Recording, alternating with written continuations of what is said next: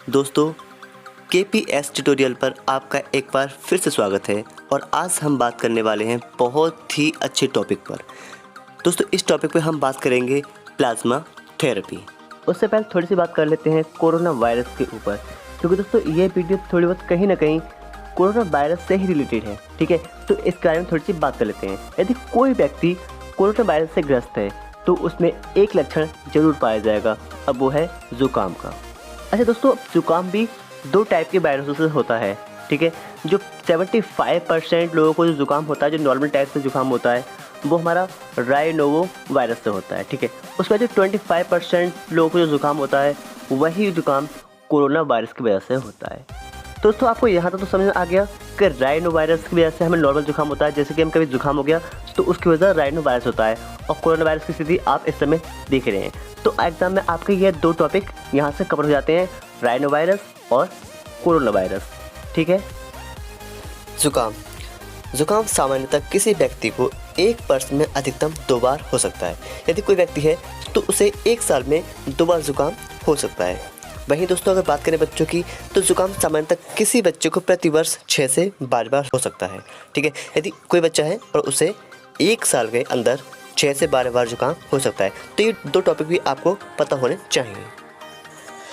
इस वक्त दोस्तों, पूरी दुनिया के साइंटिस्ट इस समय कोरोना वायरस का इलाज खोजने में लगे हुए हैं। तो उसी टाइम में दोस्तों एक नया रामबाण इलाज निकल कर आया है, जिसकी मदद से बहुत सारे मरीज ठीक किए जा रहे हैं। तो दोस्तों, इस इलाज का नाम है प्लाज्मा थेरेपी। अब दोस्तों, प्लाज्मा थेरेपी के बारे में विस्तार से जानते हैं। प्लाज्मा थेरेपी क्या है? इस थेरेपी का पहली बार प्रथम विश्व युद्ध के बाद 1918 में फैले स्पेनिश फ्लू के समय इस्तेमाल किया गया था। इसके बाद लगातार प्लाज्मा थेरेपी का यूज़ करके बीमारियों को ठीक किया जाता रहा है। इस थेरेपी का स्वस्थ व्यक्ति का प्लाज्मा निकालकर संक्रमित व्यक्ति में डाला जाता है, जिससे कि उसके ठीक होने के चांसेस रहते हैं। अगर मैं आपको थोड़े सरल शब्दों में समझाऊं तो इसका मतलब ये होता है कि जैसे कि अभी हाल ही में कोई कोरोना ग्रस्त व्यक्ति अभी ठीक हुआ है, तो उसकी बॉडी में अभी कुछ एंटीबॉडीज़ ज़रूर बने होंगे, तभी वह व्यक्ति ठीक हुआ है। ठीक है, चाहे वो किसी तरह से ठीक हुआ हो, उसने मेडिसिन ली हो, या फिर किसी भी तरह से वो ठीक हुआ है, तो उसकी बॉडी में एंटीबॉडीज़ ज़रूर बनी होंगी। ठीक है, ताकि जिससे कि वो ठीक हुआ है, तो उस व्यक्ति का जो अभी हाल ही में ठीक हुआ है, उसका प्लाज्मा लेकर जो व्यक्ति ग्रस्त है उसकी बॉडी में डाला जाता है। तो इस तरह से उस व्यक्ति के ठीक होने के चांसेस रहते हैं। केरल सरकार के अनुरोध पर देश में प्लाज्मा थेरेपी से कोरोना वायरस ग्रस्त व्यक्तियों का इलाज करने की मंजूरी ICMR ने दे दी है। दोस्तों, अब बात करते हैं ICMR के बारे में। ठीक है, ये क्या है? तो दोस्तों, ICMR की फुल फॉर्म है Indian council of medical research. ठीक है, यानी हिंदी में बात करें तो जाएगा भारतीय आयुर्विज्ञान अनुसंधान परिषद। दोस्तों, ये आयुर्विज्ञान संस्थान है।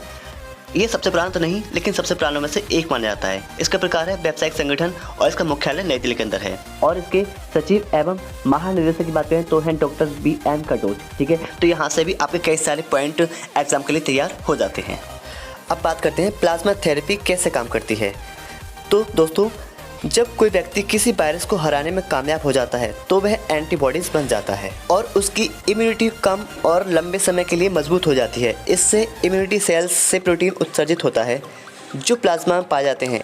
एक ठीक हुए व्यक्ति की प्लाज्मा से 4 व्यक्ति ठीक किए जा सकते हैं जो अभी ठीक हुआ है।